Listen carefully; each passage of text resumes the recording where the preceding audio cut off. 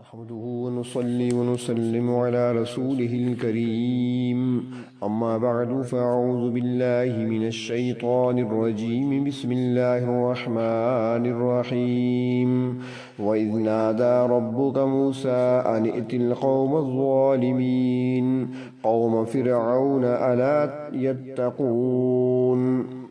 قال رب إني أخاف أن يكذبون ويضيق صدري ولا ينطلق لساني فأرسل إلى هارون ولهم علي ذنب فأخاف أن يقتلون قال كلا فاذهبا بآياتنا إنا معكم مستمعون فأتيا فرعون فقولا إنا رسول رب العالمين أن أرسل معنا بني إسرائيل قال ألم نربك فينا وليدا ولبثت فينا من عمرك سنين وفعلت فعلتك التي فعلت وأنت من الكافرين قال فعلتها إذا وأنا من الضالين ففررت منكم لما خفتكم فوهب لي ربي حكما وجعلني من المرسلين وتلك نعمة تمنها علي أن عبدت بني إسرائيل صدق الله مولانا العظيم اللهم صل على سيدنا محمد وعلى آل سيدنا محمد وبارك وسلم سورۃ شعراء کی آیت نمبر 10 تا آیت نمبر 22۔ جب فرعون اور اس کی قوم نے دین حق کو جھٹلایا، اللہ تبارک و تعالیٰ کے بھیجے ہوئے رسولوں کا انکار کیا اور دعوت کا مرحلہ پورا ہو چکا، تو پھر سمندر نے فرعون اور اس کے لشکر کا بیڑا غرق کر دیا اور انہیں صفحہ ہستی سے مٹا دیا گیا۔ یہ واقعہ یہاں پر پیش کیا جاتا ہے۔ ارشاد فرمایا وَإِذْ نَادَى رَبُّكَ مُوسَىٰ، جبکہ آپ کے پروردگار نے حضرت موسیٰ علیہ السلام کو پکارا اور فرمایا أَنِ ائْتِ الْقَوْمَ الظَّالِمِينَ، کہ تم ظالم قوم کے پاس تبلیغ کے لیے جاؤ، قوم فرعون جو کہ فرعون کی قوم ہے۔ یہاں پر اللہ تبارک و تعالی نے فرعون کی پوری قوم کو ظالم کا خطاب دیا ہے، حالانکہ اصل ظالم تو فرعون ہی تھا، مگر اس کے جو وزیر تھے، اس کے ماننے والے تھے، اس کے جو دوست و احباب تھے، جو عزیز و اقربا تھے، چونکہ وہ سب کے سب اس کی ہاں میں ہاں ملایا کرتے تھے، اس لیے اللہ رب العزت نے سب کو ظالم فرمایا۔ اور اسی طریقے پر حضرت نوح علیہ السلام کی قوم کے متعلق بھی اللہ تبارک و تعالی نے سورۃ اعراف میں فرمایا انہم کانوا قوما عمین، بے شک وہ ساری کی ساری قوم اندھی تھی، مگر کچھ ایماندار بھی تھے ان میں سے، جیسا کہ سورۃ مؤمن میں آتا ہے وقال رجل مؤمن من آل فرعون یکتم ایمانہ، کہ فرعون کی قوم میں ایک ایماندار آدمی بھی تھا جو اپنے ایمان کو چھپاتا تھا، اور اس طرح فرعون کی بیوی حضرت آسیہ وہ بھی صاحب ایمان تھی، مگر ان چند ایک کو چھوڑ کر باقی پوری قوم ظالم تھی، پوری قوم مجرم تھی، اس لیے اللہ رب العزت نے ساری قوم کے لیے ظالم کا لفظ استعمال فرمایا ہے۔ تو اللہ رب العزت نے حضرت موسیٰ علیہ السلام کو حکم دیا کہ اس ظالم قوم کے پاس جائیں آپ، چونکہ حضرت موسیٰ علیہ السلام مدین میں رہے تھے حضرت شعیب علیہ السلام کے پاس ایک عرصہ، اور پھر وہاں سے جب واپسی ہو رہی تھی تو دوران سفر راستے میں ہی آپ کو اللہ رب العزت نے نبوت عطا فرما دی، اور وہیں پر حکم ہوا تھا کہ فرعون کے پاس جا کر آپ نے تبلیغ کرنی ہے اور یہ حق جا کر ادا کرو۔ تو فرمایا کہ اس قوم کو جا کر آپ یہ کہیں الا یتقون، کیا وہ اللہ کی ناراضگی اور اللہ تعالیٰ کے غضب اور غصے سے نہیں ڈرتے؟ جب اللہ تبارک و تعالیٰ کا یہ حکم نازل ہوا حضرت موسیٰ علیہ السلام پر، تو حضرت موسیٰ علیہ السلام نے دیکھا کچھ رکاوٹیں ان کو نظر آ رہی تھیں، کچھ کمزوریاں نظر آ رہی تھیں جو حق کا پیغام پہنچانے میں مشکلات پیدا کر سکتی تھیں، تو انہوں نے وہیں پر اللہ رب العزت کی بارگاہ میں عرض کیا، قال رب انی اخاف ان یکذبون، اے میرے پروردگار میں خوف کھاتا ہوں کہ فرعون کی قوم والے مجھے جھٹلا دیں گے، وہ ایسے لوگ ہیں نہ میری نبوت کو تسلیم کریں گے، نہ میری رسالت کو تسلیم کریں گے، اور نہ ہی میری بات کو ماننے کے لیے تیار ہوں گے، کیونکہ حضرت موسیٰ علیہ السلام اسی قوم میں ہی پیدا ہوئے تھے، اسی قوم میں آپ کا بچپن گزرا تھا، لڑکپن گزرا تھا، جوانی تک پہنچے تھے، وہ اس قوم کی نفسیات کو بھی جانتے تھے، ان کے اخلاق و اطوار کو بھی جانتے تھے۔ تو اسی بنا پر حضرت موسیٰ علیہ السلام نے عرض کیا، پروردگار وہ لوگ میری بات شاید نہ سنیں، اور ساتھ یہ بھی عرض کیا وَيَضِيقُ صَدْرِي، اور میرا دل تنگ ہوتا ہے، وَلَا يَنطَلِقُ لِسَانِي، اور میری زبان بھی اچھے طریقے سے نہیں چلتی، کیونکہ حضرت موسیٰ علیہ السلام کی زبان میں کچھ لکنت تھی، کیونکہ جب سارے لوگ ہی مخالف ہوں، مجلس میں پوری محفل میں کوئی تائید کرنے والا نہ ہو، تو ایسے موقع پر انسان کی طبیعت رک سی جاتی ہے، سینہ تنگ ہونے لگتا ہے، اور زبان مبارک میں چونکہ کچھ لکنت پہلے سے تھی، تو اس لیے اگر دل بھی تنگ ہوا تو بولنے میں مزید رکاوٹ پیدا ہو سکتی تھی۔ حضرت موسیٰ علیہ السلام نے ایک درخواست پیش کر دی اپنے پروردگار کی بارگاہ میں، اور عرض کیا فَأَرْسِلْ إِلَىٰ ہارون، میرے پروردگار میرے بھائی ہارون علیہ السلام کی طرف بھی پیغام بھیج دیجئے تاکہ وہ میرے کام میں میرے ساتھ میرا معاون بن جائے۔ اور سورۃ طٰہٰ میں فرمایا وَاجْعَل لِّي وَزِيرًا مِّنْ أَهْلِي هَارُونَ أَخِي، میرے بھائی ہارون علیہ السلام کو میرا وزیر یعنی میرا معاون بنا دیجئے، اور پھر ہم دونوں مل کر تبلیغ کا کام اچھے طریقے سے انجام دے سکیں گے۔ اور سورۃ قصص میں ہے کہ حضرت موسیٰ علیہ السلام نے وضاحت بھی فرمائی تھی اس موقع پر کہ ہوا افصح منی لسانا، کہ ہارون علیہ السلام جو میرے بھائی ہیں وہ مجھ سے زبان میں زیادہ فصیح ہیں، وہ اچھے طریقے سے بات کر سکتے ہیں۔ فَأَرْسِلْهُ مَعِيَ رِدْءً يُصَدِّقُنِي، اسے میرے ساتھ بھیج دیجئے، میری پشت پناہی بھی کریں گے، میری تصدیق بھی کریں گے۔ اور حضرت موسیٰ علیہ السلام نے اس موقع پر اللہ رب العزت کی بارگاہ میں اپنے لیے یہ دعا بھی فرمائی تھی، قال رب اشرح لی صدری ویسر لی امری واحلل عقدۃ من لسانی یفقہوا قولی، اے پروردگار میرا سینہ کھول دیجئے، میرے کام کو آسان فرما دیجئے، میری زبان کی گرہ کو کھول دیجئے تاکہ لوگ میری بات کو سمجھنے لگیں۔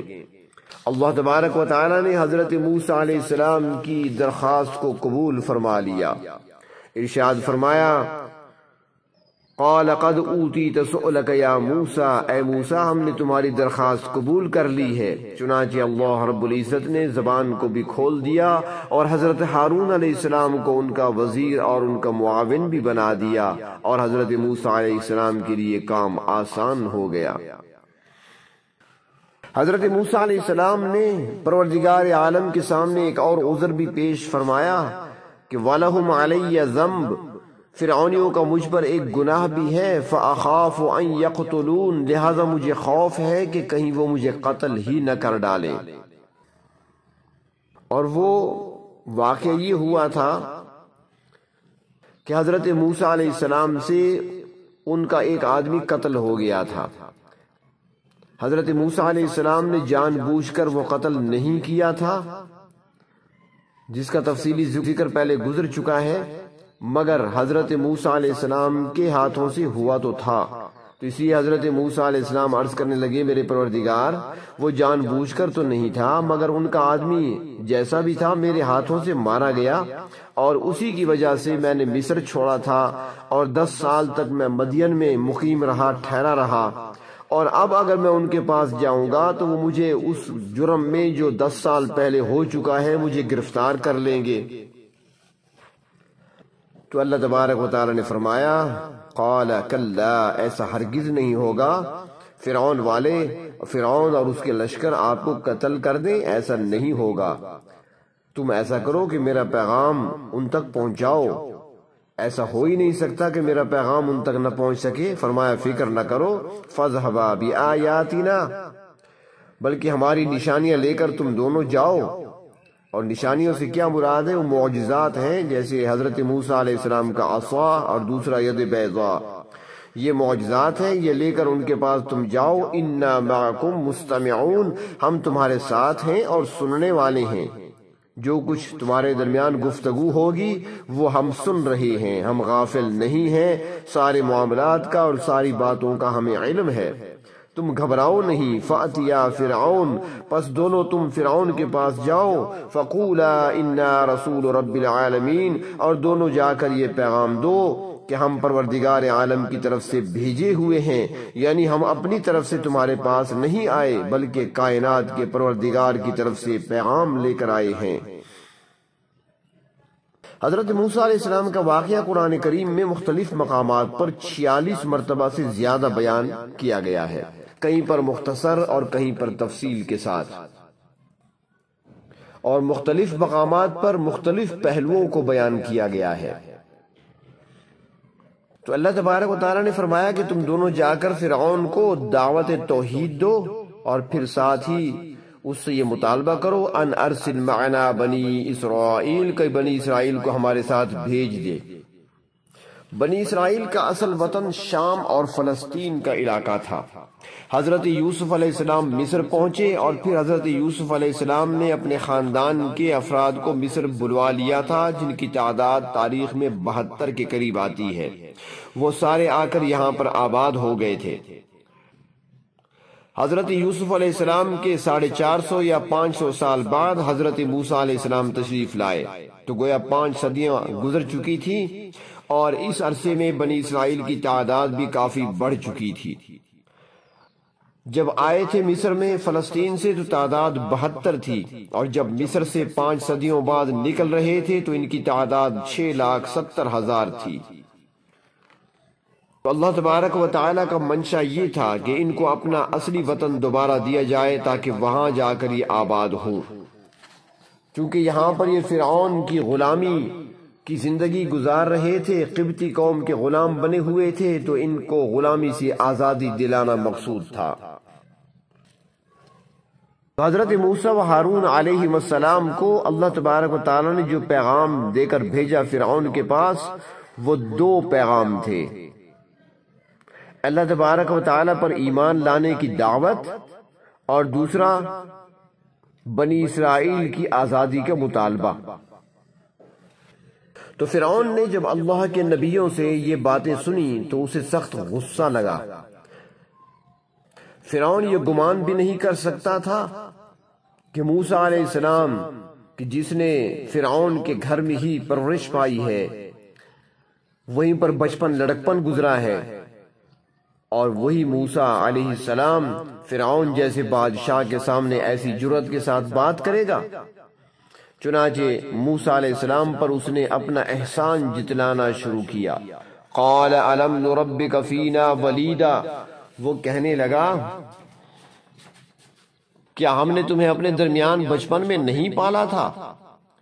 یاد کرو نا کہ تمہاری ماں نے تو تمہیں صندوق میں بند کر دیا تھا، پانی میں بہا دیا تھا۔ بہتے ہوئے صندوق کو کس نے پکڑا تھا؟ کس نے پانی سے نکالا تھا؟ کس نے تمہاری پرورش کی تھی؟ اور جس نے پرورش کی ہے، جس کے گھر میں رہے ہو، جن کے احسانات ہیں، اب انہیں آنکھیں دکھانے لگے ہو۔ اور اس نے یہ بھی کہا وَلَبِثْتَ فِينَا مِنْ عُمُرِكَ سِنِينَ، تم اپنی عمر کے کئی سال ہمارے درمیان ٹھہرے رہے ہو۔ حضرت موسیٰ علیہ السلام جب مصر سے نکل کر مدین گئے تھے تو وہ 30 سال کی عمر میں گئے تھے، اور 10 سال وہاں پر ٹھہرے رہے، اور پھر واپسی پر یعنی 40 سال کی عمر میں آپ کو اللہ رب العزت نے نبوت عطا فرمائی۔ تو فرعون نے کہا کہ اپنی عمر کے کئی سال ہمارے ساتھ تم رہے ہو، وَفَعَلْتَ فَعْلَتَكَ الَّتِي فَعَلْتَ، اور پھر تو نے جو وہ کام کیا جو تو نے کیا، یعنی ہمارے ایک آدمی کو تم نے قتل کر دیا۔ احسان جتلا رہا ہے فرعون کہ اے موسیٰ ہم نے ہی تمہیں پالا، ہمارے محل میں ہی تم رہے، ہم نے ہی تمہاری جان بچائی تھی جب صندوق میں ڈال کر بہا دیا گیا تھا دریا میں، اور پھر اس کا صلہ تم نے یہ دیا کہ ہماری ہی قوم کے ایک شخص کو تم نے قتل کر دیا اور پھر یہاں سے مدین چلے گئے۔ وَأَنْتَ مِنَ الْكَافِرِينَ، اور تم تو ناشکر گزاروں میں سے نکلے ہو۔ یعنی ہمارے احسان کا بدلہ احسان سے نہیں دیا، بلکہ احسان کا بدلہ احسان فراموشی کے ساتھ دیا۔ حضرت موسیٰ علیہ السلام نے اس کے جواب میں ارشاد فرمایا فَعَلْتُهَا إِذًا وَأَنَا مِنَ الضَّالِّينَ، میں نے وہ کام یعنی قبطی کو، تیری قوم کے بندے کو جو قتل کیا، یہ اس وقت کیا جبکہ میں بے خبروں میں سے تھا۔ یہاں پر ضال کا معنی بے خبر ہے، ضال کا معنی گمراہ بھی ہوتا ہے، مگر یہاں پر معنی بے خبر ہوگا۔ اور فرماتے ہیں کہ ضال کا معنی حیران بھی ہوتا ہے، سرگردان بھی ہوتا ہے، پریشان بھی اس کا معنی ہوتا ہے۔ سورۃ الضحیٰ میں اللہ تبارک و تعالیٰ نے اپنے محبوب صلی اللہ علیہ وسلم کو خطاب کرتے ہوئے فرمایا وَوَجَدَكَ ضَالًّا فَهَدَىٰ، کہ ہم نے آپ کو سرگرداں پایا بس ہم نے رہنمائی فرمائی۔ تو بے خبر اس لیے بھی یہاں پر معنی درست ہوگا کہ حضرت موسیٰ علیہ السلام نے قبطی کو جو قتل کیا تھا وہ ارادے سے نہیں کیا تھا اور نہیں قتل کرنے کا ارادہ تھا۔ حضرت موسیٰ علیہ السلام تو ایک مظلوم اسرائیلی کی مدد کر رہے تھے اور اس کو ایک ظالم سے نجات دلا رہے تھے، مگر وہ ظالم ایک مکہ بھی حضرت موسیٰ علیہ السلام کا برداشت نہ کر سکا اور مر گیا۔ تو حضرت موسیٰ علیہ السلام نے فرعون کو جواب دیتے ہوئے ارشاد فرمایا کہ تیری قوم کا بندہ جو قتل ہوا ہے وہ قتل بے خبری میں ہوا ہے اور غیر ارادی طور پر ہوا ہے، اور فرمایا کہ وہی میرے یہاں سے بھاگنے کا سبب بنا، کیونکہ مجھے ڈر تھا کہ تم لوگ مجھے قتل کر دو گے، کیونکہ تم مجھے گرفتار کرنے کے منصوبے بنا رہے تھے اور جس کی اطلاع مجھے ایک خیرخواہ نے دے دی تھی۔ فَفَرَرْتُ مِنْكُمْ، پس میں تم سے بھاگ گیا، لَمَّا خِفْتُكُمْ، جبکہ میں نے تمہاری طرف سے خوف محسوس کیا، اور پھر اللہ رب العزت نے مجھ پر مہربانی فرمائی۔ فَوَهَبَ لِي رَبِّي حُکْمًا، کہ اللہ تبارک و تعالیٰ نے مجھے حکم یعنی علم عطا کیا، وَجَعَلَنِي مِنَ الْمُرْسَلِينَ، اور مجھے رسولوں میں سے بنایا، یعنی میرے سر پر پھر تاج نبوت رکھ دیا اللہ رب العزت نے۔ تم تو میرے قتل کے منصوبے بنا رہے تھے، مگر اللہ تعالیٰ کو منظور یہ ہوا کہ مجھے نبوت و حکمت سے سرفراز فرمائیں، چنانچہ مجھے اس منصب پر فائز کیا گیا اور پھر رسول بنا کر تمہاری طرف مجھے بھیجا گیا۔ اور یہی میری صداقت کی دلیل ہے کہ جو شخص تم سے خوف کھا کر بھاگا تھا وہی آج بے خوف و خطر تم سے ہم کلام ہے۔ حضرت موسیٰ علیہ السلام نے ارشاد فرمایا کہ تم میری پرورش کا مجھ پر احسان جتلا رہے ہو، وَتِلْكَ نِعْمَةٌ تَمُنُّهَا عَلَيَّ، تو یہ ایک احسان ہے جو تم مجھ پہ رکھتے ہو، مگر یہ بھی تو سوچو نا کہ تمہیں یہ احسان کرنے کا موقع کیوں ملا؟ اس لیے کہ تم بنی اسرائیل کے بچوں کو ذبح کرتے تھے، پیدا ہوتے ہی بچے قتل کر دیے جاتے تھے تیرے حکم پر، اور تیرے اس ظلم کے ڈر سے ہی تو میری والدہ نے مجھے صندوق میں بند کر دیا تھا اور اس صندوق کو، اس تابوت کو پانی میں چھوڑ دیا تھا، اور پھر وہ صندوق پانی میں بہتا ہوا تمہارے محل میں پہنچ گیا اور تم نے مجھے اٹھا لیا اور پالا۔ تو یہ تیرا احسان کرنا یہ بھی تیرے مظالم کا نتیجہ تھا۔ یہ تو اللہ رب العزت نے احسان فرمایا، اللہ تبارک و تعالیٰ کا مجھ پر احسان ہے کہ اللہ تعالیٰ کے ارشاد کے مطابق سورۃ طٰہٰ میں فرمایا وَأَلْقَيْتُ عَلَيْكَ مَحَبَّةً مِّنِّي، اللہ نے مجھ پر ایسی محبت ڈال دی کہ جو بھی دیکھتا تھا گرویدہ ہو جاتا تھا۔ جب فرعون نے دیکھا تو وہ بھی میری زندگی بچانے پر مجبور ہو گیا۔ تو فرمایا کہ اللہ تبارک و تعالیٰ نے چونکہ مجھے زندہ رکھنا تھا اور مجھ سے کام لینا تھا، میرے سر پر نبوت کا تاج رکھا جانا تھا، اس لیے اللہ رب العزت نے اسباب پیدا کر دیے اور مجھے زندگی عطا فرمائی اور مجھے بچا لیا گیا۔ اس میں اے فرعون تیرا کوئی احسان نہیں ہے، بلکہ یہ تو اللہ رب العزت کی ایک سکیم تھی جو کامیاب ہوئی، تیرے منصوبے ناکام ہوئے، اور اللہ رب العزت کا پروگرام کامیاب ہو کر رہا۔ تو میری پرورش یہ تیرے احسان کی وجہ سے نہیں بلکہ تیرے ظلم کی وجہ سے تیرے پاس ہوئی تھی۔ اور فرمایا کہ تم احسان جتلا رہے ہو، تمہارا احسان کیا ہوگا؟ تمہارا حال تو یہ ہے ان عبدت بنی اسرائیل، کہ تو نے ساری قوم بنی اسرائیل کو اپنا غلام بنا رکھا ہے۔ کسی ایک بندے کی پرورش کر دینا اور پھر لاکھوں انسانوں کو غلام بنا کر رکھنا اور ان سے مشقتیں لینا، کیا یہ انصاف ہے؟ بنی اسرائیل نے فرعون کے ہاتھوں بڑے مظالم برداشت کیے تھے، مگر آخرکار اللہ تبارک و تعالی نے بنی اسرائیل کو فرعون اور فرعون کی قوم سے اور ان کے مظالم سے نجات عطا فرمائی۔ وآخر دعوانا ان الحمد للہ رب العالمین۔